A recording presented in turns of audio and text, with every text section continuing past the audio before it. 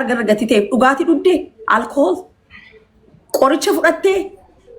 jechuun diraagii garagaraa waan garagaraa fudhattee mucaan kun maal fayyadamti namatu ishee aarsee mucaa kan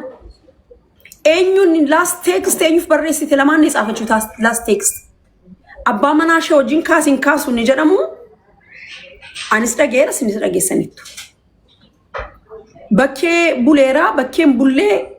egaa abbaa manaa faadhe manaa gaafa ololanii keessa galuun barbaannu bakkee dhaqee buluu danda'a makiinaa isaa keessa abbaa manaa buluu danda'a soofaarra buluu danda'a kun yaada isaaniiti yaada abbaa manaa faadha manaa keessa badaa boxoboxa kana keessan galu yoo bakkee bule ta'e immoo maayinni lolli isaanii maalidha inde gaabbiteellee yoo ta'e akkoo gaafa boosu gaabbiin keessirraa beekamaa bara suudhaafi hin danda'u arrabni koo ani safuun beeka waan ta'eef sinis jiraadhaati lubbuudhaan haqa mucayyoo kanaa gaafa ba'u gaafa ishiin duute waan ishiin nyaattuu fi waan ishiin dhugdu hin argattani waan ta'eef lotoriin siniin ba'u hukkubiin siniin ba'u iddiriitti hin nyaattani seenaan sin gaafata garuu oromummaa fi oromiyaa waliin qabna malee amantii fi bultii kophaatti qabna garuu seenaa irratti warri kaleessa du'a ishii faarsaa turtan du'a ishii eegaa turtan har'a ishiin boqotteetti rabbi boolla ishii daadhii haa guutu warri lubbuun jirtan immoo otuma jiraattanii lubbuun jiraadha umaan dubbadhu jabaadha ani haqa dhala namaa baay'een nan hawwa kaleessa obboleettiin kee obboleessi kee gaafa miidhamu qananiidhumaan yaadadha ijoolleen oromoo durbi daa'imni oromoo gaafa duutu seera biyya Itoophiyaa keessatti mirgi isaanii hangam eeggama dhugaa osoo qabanii raagaa fidi jedha beektee manni murtii raagaan hin beekaman ber abbaa akkas godhamee hin beekaman ber garuu namni gaafa nama ajjeesu gaafa nama reebu nama miidhu raagaa dhaabee nama miidhu beektee laala kan qananii irratti bare kan omaa kan qananiiyyuu dhugaan hin baane maaltu dhufaadha amma kan harka namaatiin duutee toon taane mucayyoon kun akka of ajjeeftuuf haala kan mijeesse bultii keessatti waliigaltee dhabuu ta'uu dhiisuu danda'a. Komentii keessan ta'uu danda'a. Rabbumti ani cubbuun dubbadhu hin argine waan ta'eef jechaadha. Garuu haqa mucayyoo kana rabbi haa baasu. Ijoolleen Oromoo durboonni obboleen kiyya immoo waan hin sinii dhaamu. Bultii tokko yoo dhiistanii deemtanii anisa caalu argachuu dandeessan. Yoollee sinii ta'uu baay'ee sinii ta'uullee baate rakkattanii barandaa asfaaltii jiraattanii jireenya keessan bineensa faana jiraattanii anga gaafa rabbiin lubbuu keessan uume lubbuu keessan fudhatutti harkaan of hin ajjeesinaa kan jedhuun ergaa sinii dabarsa siniin jaaladha siniin kabaja wallaalaa keessanii beekaa ta'e miti kan hin si gorsoone. Obboleessa koo qaalii dhugaa iddatti dhuftee waan akkasii obboloonni keenya hedduun haasoftee booddee namoonni baay'een burraayyuutii qaamni nageenyaa nuun qaama nageenyaati rakkoon tokkoon jiru jecha dhugaa kuni haamilee namatti hora beektu dhugaa rabbiin isiniin jedha kana baqa kan barbaachisnu kan barbaannu kana waan biraan barbaannu kunnuu fi mileena mini bileena nu caala gochuu mini yooma gochuu dhiistanillee haamilee nutti hortaniitu isiniin jechuun barbaada dhugaa nama sadi obbolaa sadi ta'anii hiriyoottan ta'e just walduukaa hojjetu sagalees barreeffamas nuu erganii screenshot godhaniidha kan suuraa hojinnaa ergan asirraati screenii kana jala taa'anii bakkee doojii ta'aniidha kan isaan nu dhaggeeffatanii kanaaf dhugaan isiniin jedha kanadha bakka namni inni kaan galee haasa'a namni dudduubaati immoo cal'isee afaan baay'isawee namni hojii hojjetu akkasiin hin haasa'u cal'isee waa hedduu kan hojjetaa jiru nama baay'ee qabna beektu. Uummatuma keessaa qaama nageenyaa keessaa nu keessaa ba'an gatii ta'anii fi nama baay'ee jira nama baay'ee qabna obbolaa dhiiraa shamarranii jagna meeqa qabna beektu kan haqa nama boollaati baasu jechaadha kanaaf jabaadhaa nama qabdii fira qabaachuu feen argaa jiran amma hin jiru kaleessa iddoon jedhetti jira jechuun keessatti laali sooyyee dhiifama Oromoon guutuun fira mucayyoo kanaati laal Oromoon isa iyyee sabira dhaabata malee isa sooressa bira miti kan dhaabatu yeroo kana abbaa dhugaan hin cittu hin qallatti malee warri azala teessanii sooshaal miidiyaa kanaan nu hordofaa jirtan ijoolleen oromummaa keessanitti beektan boontan ijoolleen kaabaas kan kibbaas kan bahaas kan lixaas wallaggaas kan shawwaa kan maccaa kan yoo kanaa baasa kuni dhugaan hilmoo waaqaati. Gaddi mana keessanitti hin galiin gammachuu malee kan isiniin jedhu Oromoo ko beekaa ta'ee miti wallaalaa keessani ammuman beekun dubbadha jabaadhaatii dhugaa mucaa kanaa baasaan ergaa kooti baay'ee dhuman sin jaaladha yeroo akkanaa oromummaa kootti nan boona yeroo sin akkanatti qaama miidhameef dhaabattanii iyyitan saatii kanatti haadha sana imimmaanshii irraa xaragnee gammachiisuu qabna haati suni haadha keenya hilmooshii dhabde waan ta'eef ilmoo koo jedhanii awwaallachuurra abbaa koo haadha koo jedhanii awwaallachuutu bareeda yaa oromoo koo isuman beekuun sinitti ilmoo koo jedhanii awwaallachuurra abbaa koo haadha koo jedhanii awwaallachuutu bareeda saniif yaa oromoo koo ilmooshii dhabde mucayyoon kun kaleessa leestiroo xaragaa turte manas leestirootii baatee tarra carraa hojii ijoollee oromoof meeqaaf hojii humteetti akkatti halkan hojii hojjetan sinitti agarsiisteetti kaan immoo yoo deesse mucaan siin guddatiin laman buliin kan jettanii viidiyoo irratti hojjechaa turtani ishiin har'a bakka dhugaa jirti rabbumti mana keessanitti bakka deemtanitti waan nyaattaniif dhugdan siniif haa kennu warri kaleessa mucayyoo kana arrabsaa turtan garuu seenaa keessatti viidiyoon keessan ol taa'ee jira abbaa tokko fa'i farsoo fi araqee bitaniitiif arrabsiisaa turan ijoollee dhumte oromoo kan boonii arrabsaa ture ijoollee wallaggaa fi shawaa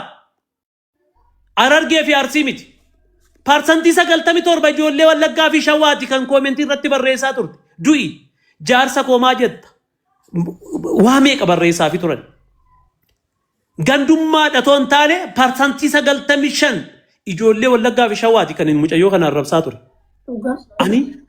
gandaan oromoo qooduun jaaladha oromoo koo du'a namaa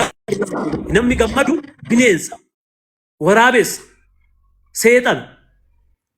arrabsoon keessan lafee namaa cabsa kaansariidha foon namaa nyaata oromoo koo na arrabsitee maal argattaa mee na jibbitee maal argattaa oromoo koo mee ma anin ber wallaalaa keetiin ber gowwaa keetiin ber oromoo keetiin ber jiidhaa keetiin ber oromummaa fi oromiyaa waliin qabnan ber amantii fi bultii kophaatti qabna oromoo koo yoon jedhen ber oromoo koo jedhee yuun quufun ber oromoo koo ber wallagga jechuun lafadha malee nama mitiin ber shawwaa jechuun lafadha malee nama mitiin ber oromoo jechuun ber saba oromiyaa jechuun biyyan ber oromiffa jechuun immoo afaan keenya wanti walitti qabnu baay'eedha wanti dhuunfaatti qabnu xiqqoodha amantii fi bultii qofaatti qabna oromoo koo yoon jedhu ber sinin quufu kanin sinin jedheef gaachanni kiyya gaaddisni koo sinin ber sirna qabnan ber kaleessan ber akka mucayyoon kun duutu haala mijeessaa kan ture parsantii 95 ijoollee oromooti viidiyoo meeqa irratti hojjechaan turre koomentii meeqa irratti hojjechaan turre sin irratti barreessaan turre warrumti kaleessa koomentii hin taane barreessaa turtan har'a maal jettanime oduu sinitti baay'isu sooyyee acaaluun deessaa maal jedhan beektaa nabsiisaa hamaaru qeerroo jirtuu irraa feerroo bittuutti dhufee jedhe gaafa acaaluun duu immoo dafanii piroofaayilii godhataniitu aceekoo goota koo jechaa turan kanuman dubbadha warri mana kana emoji boychaan ergina koppiliin ripost koinii tokko tokkotti ergaatii aktiivii godha mana kanatti wal arginee wal mari'anna koinii gaafan siniin jedhu kadhaa koinii otoo hin taane akka aktiivii ta'uuf ripost koppiliin sheer walii godha foloo wal godha wal hordofaa oromoo koo koomentii hin taane waliin qeequ ergaan koo kanuma beekaa ta'ee miti wallaalaa keessanii ammuman beekuun sinitti himi yoon balleesse ijaaf qalbii irraa naan bisaa.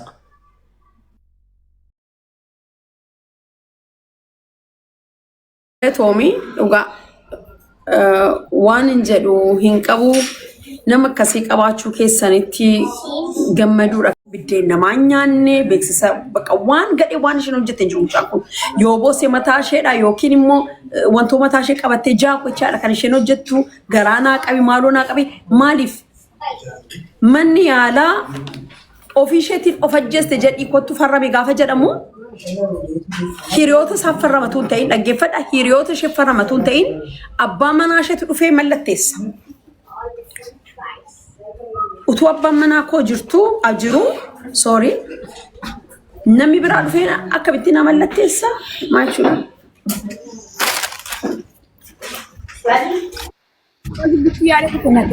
Miyuutii godha asaan jira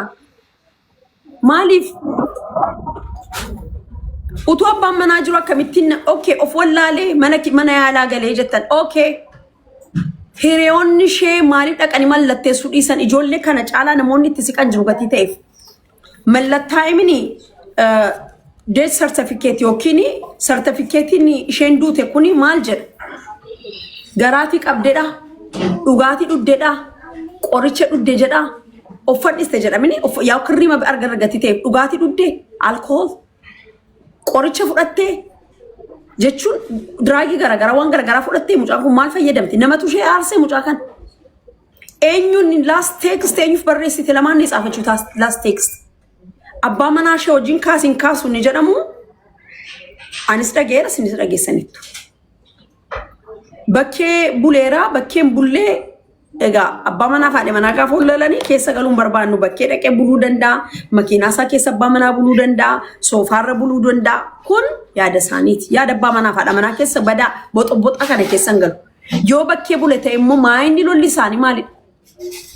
inde gaabbiteellee yoo ta'e ko gaafa boosu gaabbiin keessirraa beekamaa bara amma garuu na amanaa waa tokko waan isinitti mu keessaati dhiigin dhokatu isini galee haqin ba'in malee dhiig hin dhokatu yicoohaal wada laay yaa dhugaa waaqayyola wal nyaatanii giddiitii wal fataffattanii wal baasuun keessan hinafu tu sooyyee maal jette jedha suur inni nama duukaa ture suura manaamin waan baay'een ergameera dhugaamo dhugaamiti warra suura of beetu gatii taanitaniif suuraa gaafa sanaadha moo suuraa kana duraadha moo maayinni isin gadi ba'aasaa yeroo isin ilaanne rashanan jennee I don't know waggaashe kabajna kanuun hin jenne malee kanarra hasaasa maali dubartii jechuun እኮ ሞሴ gatii ሞሴ ኑራ ጫለም gatii dinnichaatu ከኛ ተወደደ የድንች ዋጋ ከሴት ልጅ ህይወት ነው የበለጠ የገዘፈው ማለት ነው እንዴ ባሎች ሚስቶቻችሁን ተንከባከቡ ሀጠመኖሊ ከሰኔ ስሟቸው እጌ ፈጣኒ ጃለለ ልጅሹን ጀዴ በጣም ብዙ ነገር ተናግሬ ያለው አያችሁ ሴቶች አገርተኒ ምንም ያክል የቤት ኮተት ብትሰበስቢ ፍቅር አይሆንሽም ምንም ያክል ገንዘብ ብታገኚ ፍቅር አይሆንሽም ጃለለ ሲኒንተው ሐመም ዮ መለቀ ወልቲ ቀባቴ ፍቅር አይሆንም ፍቅር መደመጥ ነው መደመጥ አለውልሽ ማለት ኦፊቲ ወልቀቡ ለቤቱ ፕሮቴክት ወልጎቹ ሀረገሩ እግዚአብሔር በሚያቀው በጣም ያዘንኩት ዋን ጉዳዋን እንገድ ከሳቲ ቦኒ ዶሽ ጫላ ከነገዲሲሴ ከሳቲ ሀራ አረብሰሙ ሸረ ጫላ ከነገዲሲሴ አባመናሼ ፕሮቴክት አላደረጋትም ኢቭን ሞታ ፕሮቴክት አላደረጋትም ዱቴ ኢሼቲፊ ጀስቲስ ለሷ ብሎ ስልኳ ይፈተሽልኝ ብሎ ፓስወርድ እንደ ባሎቻችን እኮ ብዙ ነገር ያውቃሉ ጋይስ ሪፖርቲን አረቲ ጎዳን ኮፒ ሊንክ ወዳ report